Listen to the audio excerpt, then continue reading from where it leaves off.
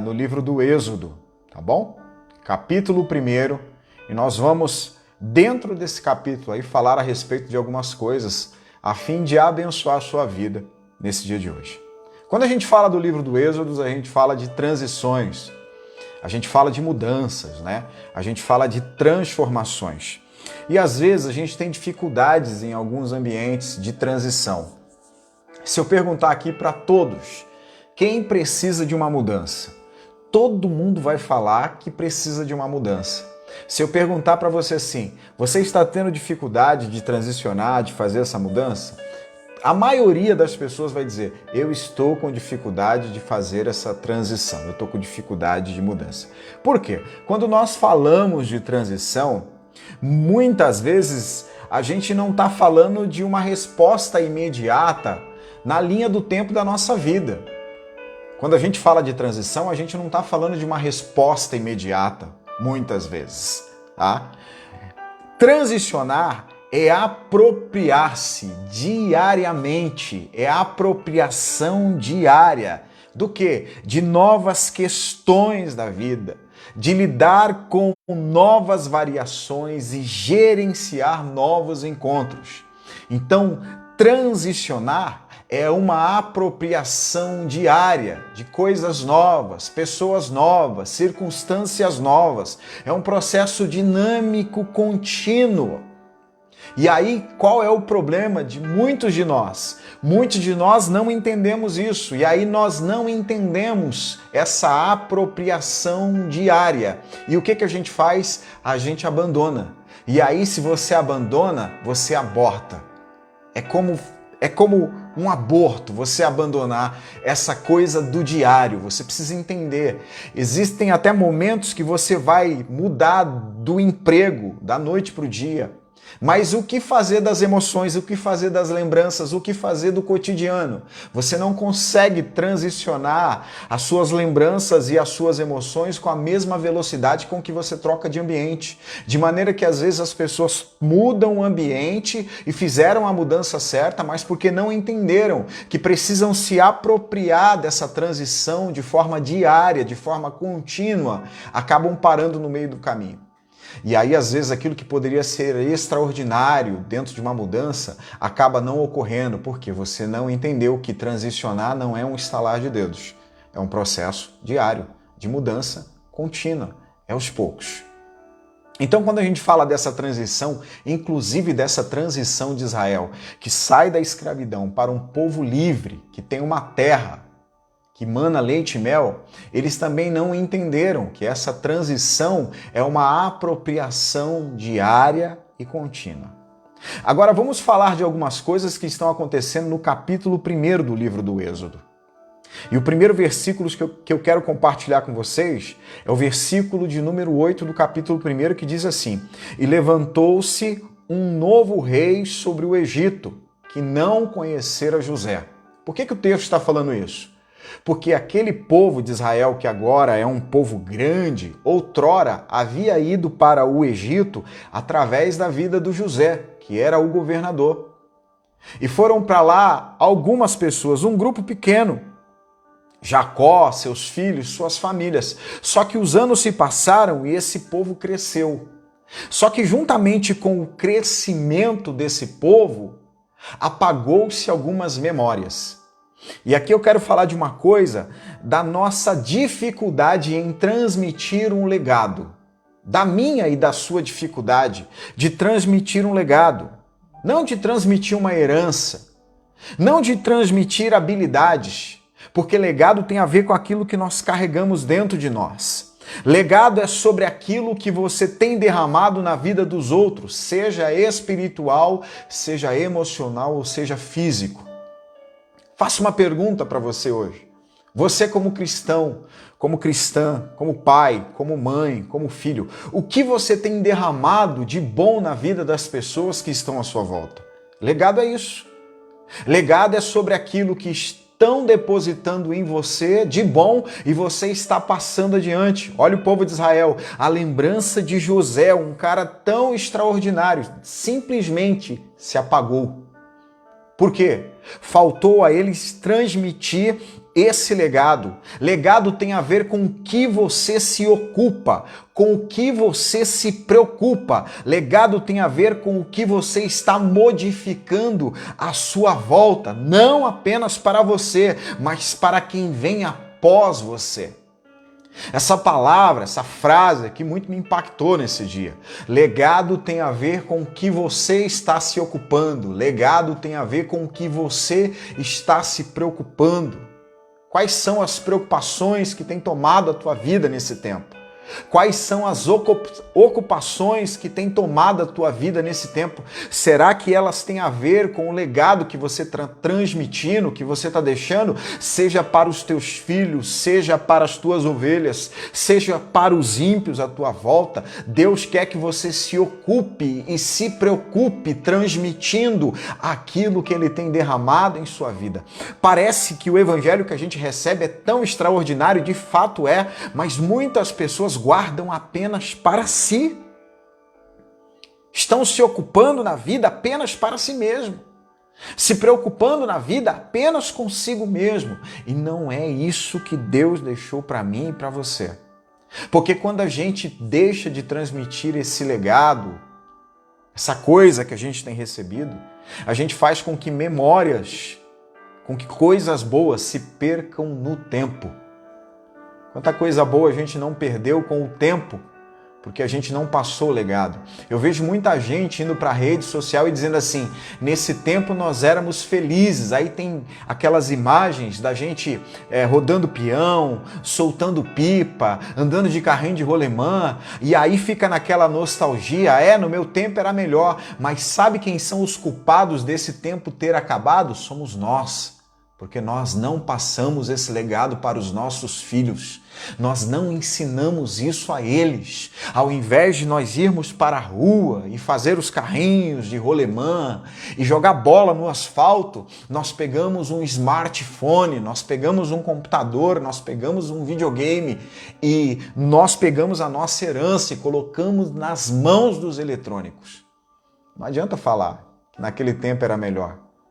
Se coisas daquele tempo não existem hoje, é porque a gente não foi capaz de passar um legado. E isso se aplica ao Evangelho, não apenas à família, não apenas à sociedade. Número 2, versículo 12 do capítulo 1, o texto vai dizer assim: mas quanto mais os afligiam, tanto mais se multiplicavam e tanto mais cresciam, de maneira que se enfadavam por causa dos filhos de Israel. Israel está crescendo no Egito. Israel está multiplicando no Egito. O povo do Egito está ficando preocupado com esse crescimento. E aí começa a colocar cargas sobre eles, cargas mais pesadas para que eles trabalhem mais. Eles se tornam escravos. E aqui eu aprendo uma coisa, porque eles estão crescendo, estão se multiplicando, mas o Egito não é o lugar deles, ali não é o lugar deles. Apesar do crescimento, apesar da multiplicação, o Egito não é a casa deles, não faz parte do plano de Deus. E aí, deixa eu te falar uma coisa que é simbólica, deixa aqui eu construir um pensamento para você entender essa fala. Esse povo de Israel está sendo açoitado, está sendo escravizado, estão crescendo, mas são escravos. E sabe por quê? Eles estão crescendo, mas a vida está se tornando cada vez mais difícil? É porque eles fizeram do útero um lugar definitivo. Não faça do útero um lugar definitivo. Que palavra é essa, pastor? O útero é o lugar onde nós recebemos as nossas primeiras informações. É o lugar lá no ventre da tua mãe onde você passou 9 meses, mas ali não é o lugar para ficar por definitivo. E quando eu não entendo que é o momento de sair do útero, eu começo a passar por sofrimentos. O sofrimento aumenta. Quando eu não entendo que é o momento da mudança, os meus sofrimentos aumentam. Quando eu não entendo que é o momento da transição, as minhas lutas ficam maiores. Não faça do teu útero um lugar definitivo. Não faça dos seus inícios o lugar para toda a vida, porque isso pode aumentar os sofrimentos da tua vida. E talvez alguém vai dizer, significa que eu iniciei meu casamento não está dando certo, eu preciso mudar de cônjuge.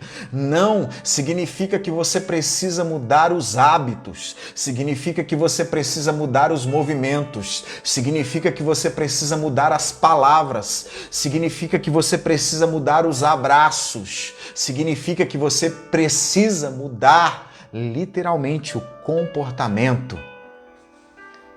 Permanecer dentro do útero vai te tornar improdutivo. Isso se aplica à vida, não se aplica apenas ao evangelho. Se aplica ao trabalho, se aplica à família. A gente precisa entender que o útero, e a gente na nossa trajetória vamos passar por vários úteros na nossa vida. Eu passei por vários úteros ministeriais que me transformaram naquilo que eu sou agora. E eu entendo que eu estou dentro de um outro útero. E daqui a pouco vai chegar o momento de eu sair desse útero novamente.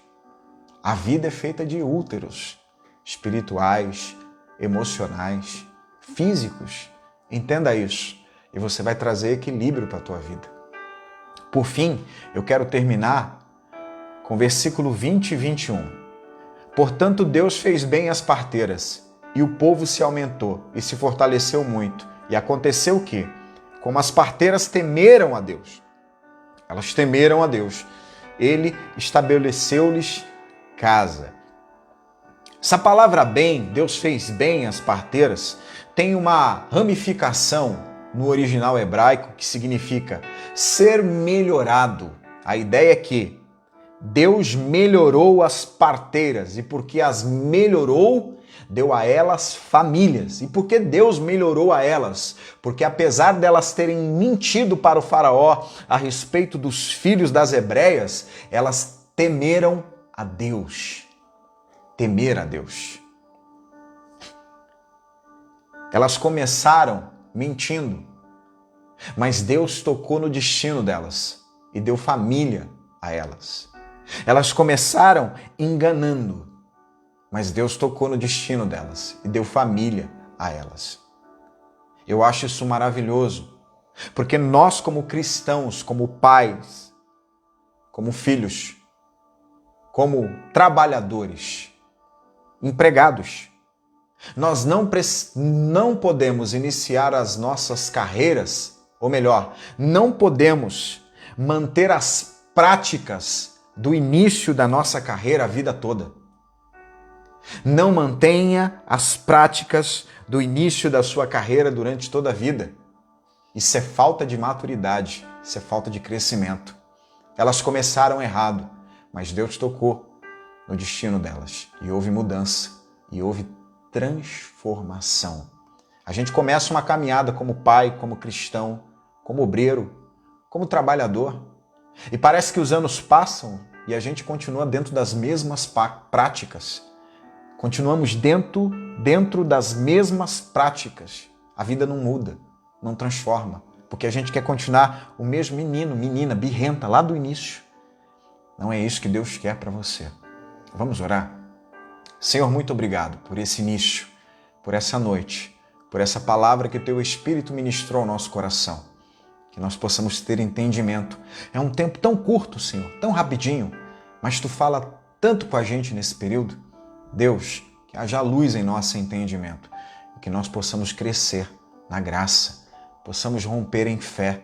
Abençoa essa pessoa que está do outro lado, orando juntamente comigo nesse momento. Abençoa a casa dela, a família dela. Abençoa, Senhor, tudo aquilo que pertence a ela. Eu profetizo, Pai, que onde ela colocar as mãos, Tu há de abençoar, porque essa pessoa teme a Ti, porque essa pessoa Te ama, porque essa pessoa escolheu honrar a Ti acima de todas as coisas.